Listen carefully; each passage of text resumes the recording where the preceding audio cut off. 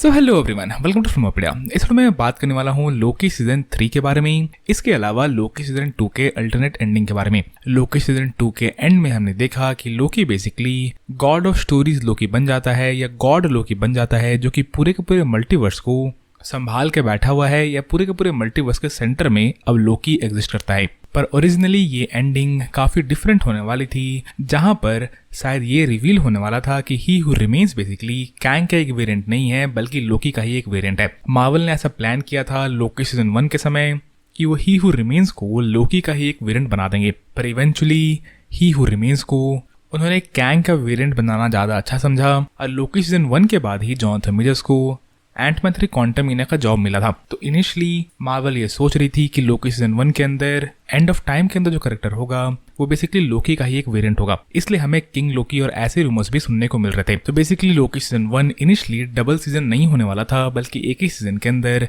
लोकी की सीरीज खत्म हो जाती, जहां पर हम जानते कि एंड ऑफ टाइम में लोकी रूल कर रहा है या किंग लोकी रूल कर रहा है, प्लेड बाय जॉनथन मेजर्स, जिससे ओवरटेक करके लोकी मोस्ट प्रोबेबली अपना मल्टीवर्स क्रिएट करता, जैसे कि उसने लोकी सीजन 2 के एंड में भी किया। तो ओरिजिनली ये हमेशा से प्लान था कि लोकी को लास्ट में हमें जिताना है और लोकी को हमें गॉड लोकी बनाना है, पर गॉड लोकी का लुक और पावर्स कंप्लीटली डिफरेंट होने वाले थे लोकी सीजन 2 के एंड में, जहां पे लोकी को वॉचर जैसे पावर्स मिलने वाली थी। अगर आपने व्हाट इफ की सीरीज देखी होगी तो उस सीरीज के अंदर जो वॉचर कैरेक्टर है वैसे पावर्स लोकी को मिल सकते थे लोकी सीजन 2 के एंड में या लोकी सीजन 1 के एंड में, जब लोकी गॉड लोकी बनता तो। और अगर ऐसा लुक हमें लोकी का देखने को मिलता और अगर लोकी वॉचर के रूप में कन्वर्ट होता तो ये लोकी को और भी ज्यादा पावरफुल बना देता। अभी भी आई थिंक ये लोकी उस लेवल पे पहुंच गया है जहां पर आप लोकी को वॉचर जैसे कैरेक्टर से कंपेयर कर सकते हो, और मे बी फ्यूचर के किसी मूवी में या फिर आगे आने वाले लोकी सीजन 3 में अगर लोकी सीजन 3 बनती है तो हमें लोकी का ये लुक देखने को मिल सकता है, जहां पर लोकी को हम एमसीयू के वॉचर के जैसे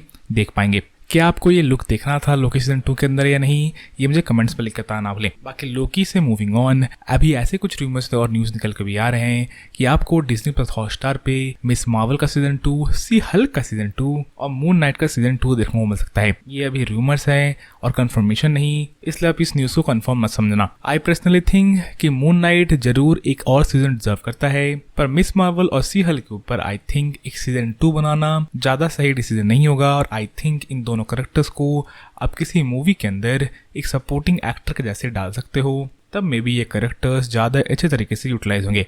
आई थिंक सी हल्क को डेयरडेविल के सीरीज के अंदर यूज करना चाहिए, और मिस मार्वल तो अभी दी मार्वल्स की मूवी के अंदर आई, ऐसे ही डिफरेंट मूवीज के अंदर आप मिस मार्वल कैरेक्टर को यूज कर सकते हो। बाकी क्या आप मिस मार्वल और सी हल्क का सीजन 2 सच में देखना चाहते हो, ये मुझे कमेंट्स में लिखना ना भूलें। बाकी मूविंग ऑन, बाकी अभी रिसेंटली एगाथा केवन ऑफ केओस या एगाथा डार्कहोल्ड डायरीज से रिलेटेड कुछ सेट से मेरे सामने आए, और एगाथा केवन ऑफ केओस या डार्कहोल्ड डायरीज का शूटिंग अब चालू हो चुका है, और ये सीरीज आपको 2024 के लेटर हाफ में देखने को मिलेगी। इस सीरीज के अंदर हमें एगाथा के साथ साथ वांडा के बच्चे भी देखने को मिलने वाले हैं, यानी कि विकन एंड स्पीड। तो इस सीरीज के अंदर वांडा अपना रिटर्न कर सकती है। मैं तो पर्सनली वांडा को एमसी में एक बार वापस से देखने के लिए काफी ज्यादा एक्साइटेड हूँ, और होपफुली इस सीरीज के अंदर वांडा अपना रिटर्न करे। बाकी एक और मेजर अपडेट सामने आ रही है फ्रॉम द मूवी फैंटास्टिक 4, जिसका main villain most probably Galactus होने वाला है, और गैलेक्टस के साथ आपको सिल्वर सर्फर भी फैंटास्टिक 4 की मूवी में देखने को मिलेगा। पर इस बार ट्विस्ट शायद ये आने वाला है कि आपको एक फीमेल सिल्वर सर्फर